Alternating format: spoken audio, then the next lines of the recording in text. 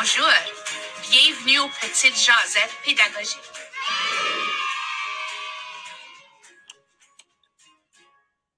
OK, donc aujourd'hui, je suis entourée de madames qui ont vécu les forfaits à Kapuskasing avec les 101 moments d'émerveillement. Donc, bienvenue les madames! Bonjour.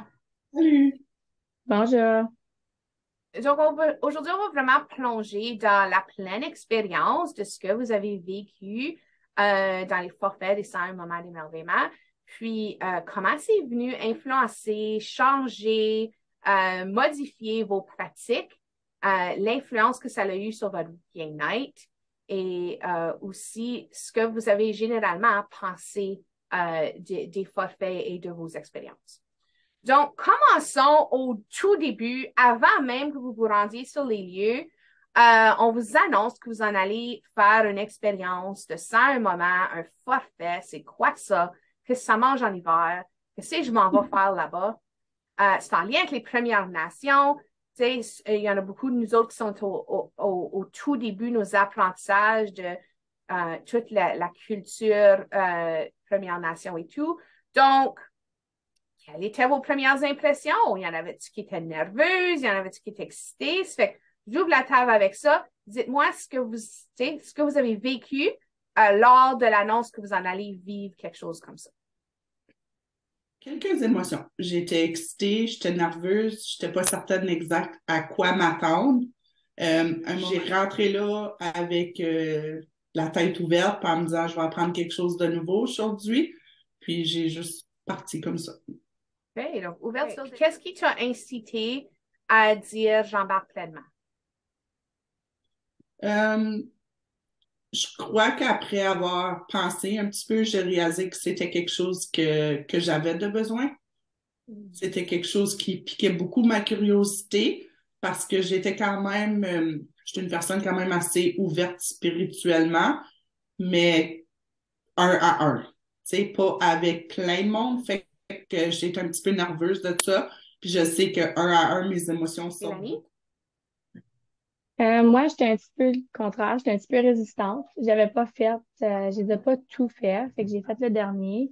Puis quand ça m'a été annoncé, on rajoutait ça à mon horaire. Puis en plus, on parlait un petit peu que c'était sur le bien-être et les émotions. Puis là, je regardais mon horaire surchargé. Je me disais, oh my God, j'ai pas le temps pour mes émotions, mon bien-être. Puis déjà que je suis pas une personne qui démontre beaucoup d'émotions, on dirait que je me disais comme, ouf, j'avais hâte de voir Anne, j'avais hâte de voir Steph, Kim, puis qu'on soit en équipe. Mais je regardais ma to-do list, puis je me disais, ça rentre juste pas, là, j'arrive pas dans mes choses. Fait que j'étais vraiment résistante un petit peu avant de m'en aller là, déjà, là. Intéressant que quand on a besoin de le plus, quand on est stressé, quand l'horaire est chargé, quand la tête tourne sans arrêt, c'est le temps où on décide de mettre notre bien-être de côté. Oui, Ça fait que dans le fond, c'est ce que tu avais réellement besoin.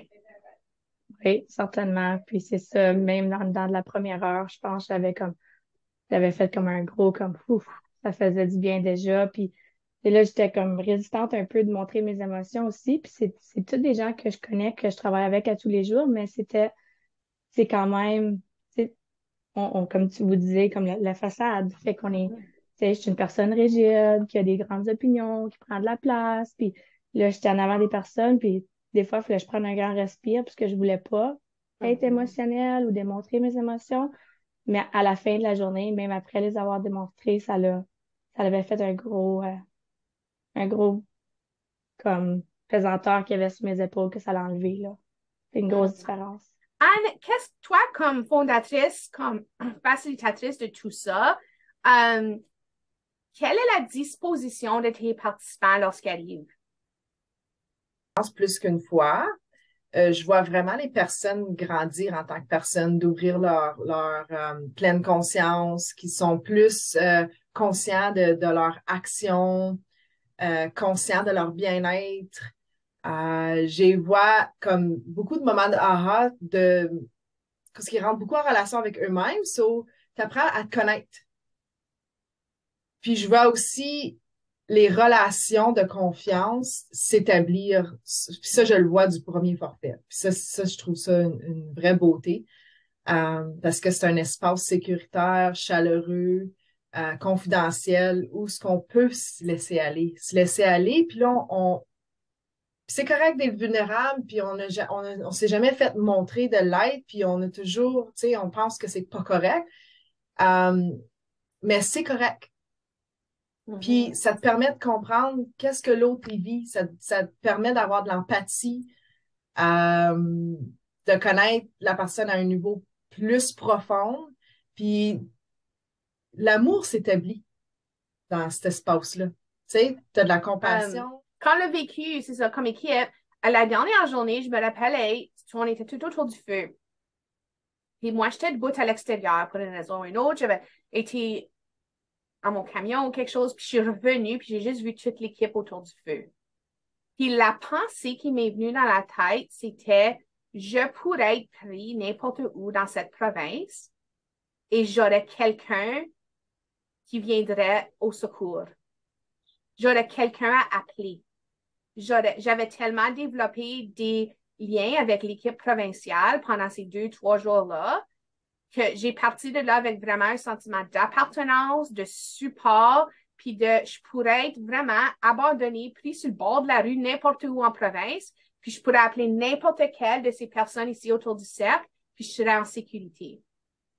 Puis je pense que ça, c'est la magie, le pouvoir, tu sais, vraiment ce qu'on ressort de ces moments d'émerveillement-là, puis ces moments de construction d'équipe, c'est que on sent sécurité, on sent engagé, on sent, tu sais, l'appartenance, nos 4 fondements ressortent vraiment.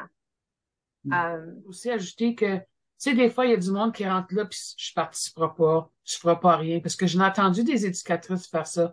Je dirai pas rien, mais ils s'ouvrent aussi tant que les autres. Si tu veux que tu veux pas, c'est le pouvoir de qu'est-ce qui se passe dans les forfaits. Ça te fait vivre dans le moment présent, ça te fait ouvrir ta pleine conscience, puis tu participes. Puis je pense des fois, ils le réalisaient même pas, mais je sais qu'il y a une certaine, quand elle s'en allait là, elle disait, je Noé, moi, je parlerai pas, je vais être tranquille, puis elle a parlé.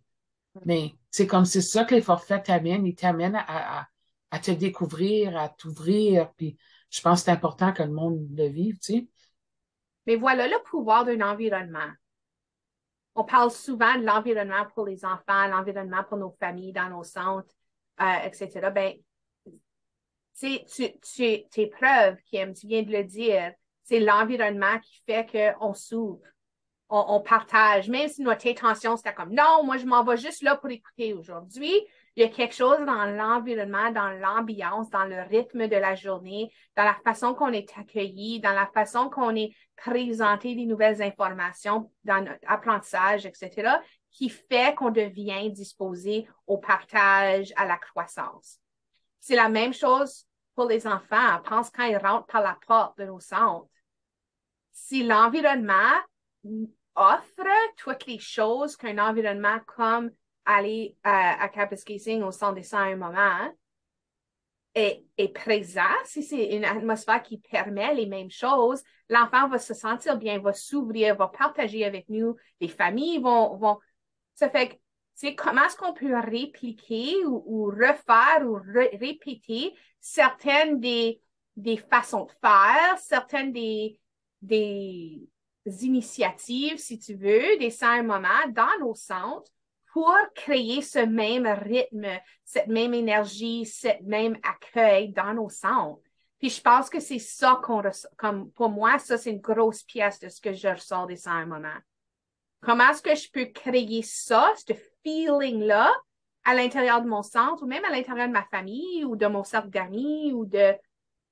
Tu sais, puis continuez à vous épanouir, puis moi aussi, puis j'ai hâte de retourner à Kapuskasing, aller vivre d'autres moments. Puis s'il y en a qui sont intéressés, qu'on est venu piquer votre curiosité face au 100 moments d'émerveillement, si vous avez des questions, que ce soit, on va mettre avec cette capsule l'adresse courriel que tu peux communiquer pour d'autres. Si vous avez des questions ou d'autres informations nécessaires, etc. Mais c'est ça. Merci beaucoup de vos partages. Puis au plaisir de se revoir à Kapuskasing.